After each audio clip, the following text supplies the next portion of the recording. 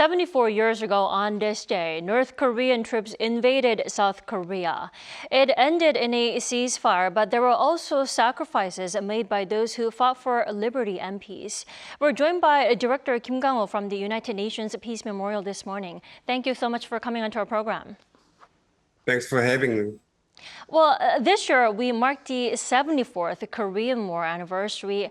The question is, why do we still need to remember and be grateful for the sacrifices made by the UN forces, veterans, and also their families? And specifically, why does it matter to our current future generations?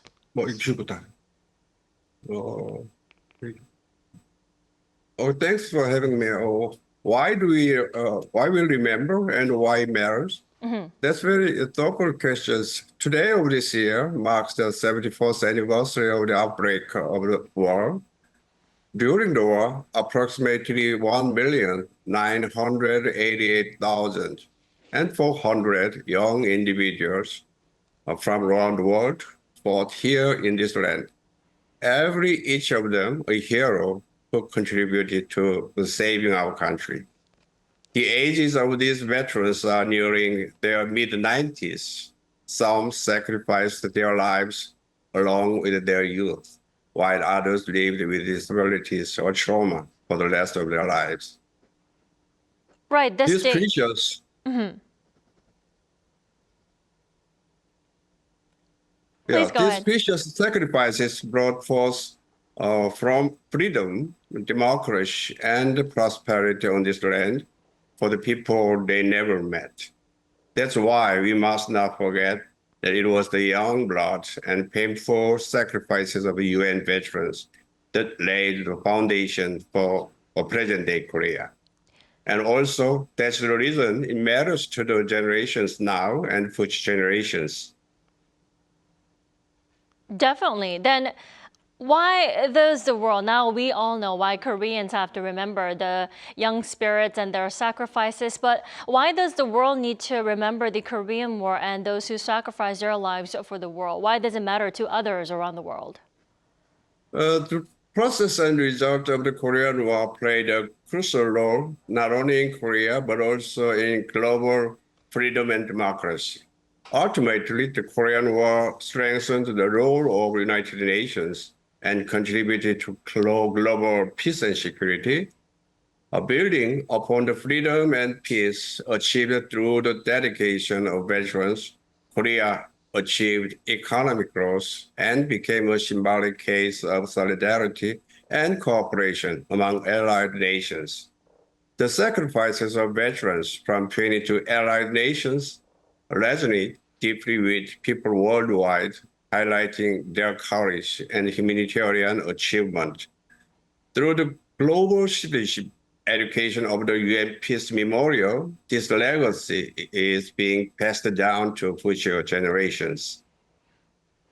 Right, and that is why your organization, the United Nations Peace Memorial, is still up and running. So let's talk about UN Peace Memorial. The United Nations Peace Memorial, located in Busan and celebrating its 10th anniversary, is a memorial museum with the education system under the Ministry of Patriots and Veterans Affairs.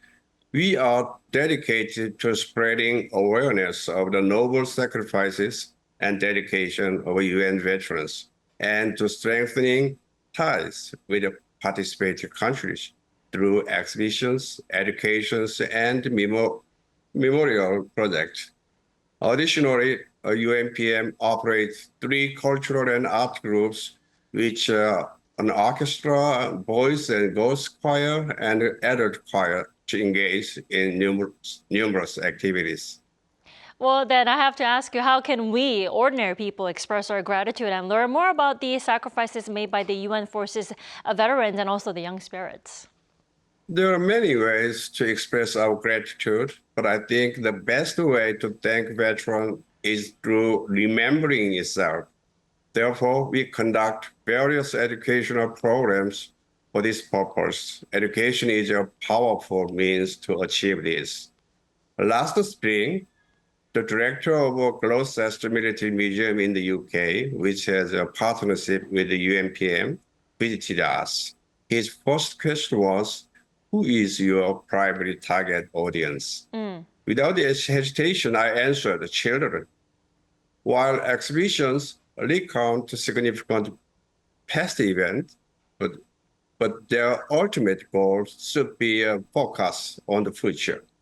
We offer several education programs for different age groups to help establish a historical perspective. We also run the global citizenship education in collaboration with UNESCO, and we provide mock international conference on world peace, human rights, etc., to help future generations grow into global leaders. Lots of activities and programs to look into. Director Kim, before I let you go, any projects that you'd like to share that you or your organization is currently working on to further honor those who made their sacrifices? We are particularly engaged in exchange program with the UN allied nations. Last June, for instance, we met veterans and their families participating in the campaign to collect Korean War belongings in Luxembourg and Belgium. In July, we plan to host an exhibition featuring late Colonel William Weber, who lost his right arm and right leg during combat. We will have a welcoming program for those veterans and their grandchildren, along with the MPBA's Korea Visit program. Additionally, in August, our cultural and art group will engage in cultural exchange activities in Thailand. We also plan to further promote veterans' dedication throughout European countries with the Boys and Girls Choir. We will continue to expand meaningful activities to commemorate and honor the sacrifices of UN sending countries and veterans. All right, Director Kim, thank you so much for joining us this morning and also for your service. You have a wonderful day. Thank you. Thank you.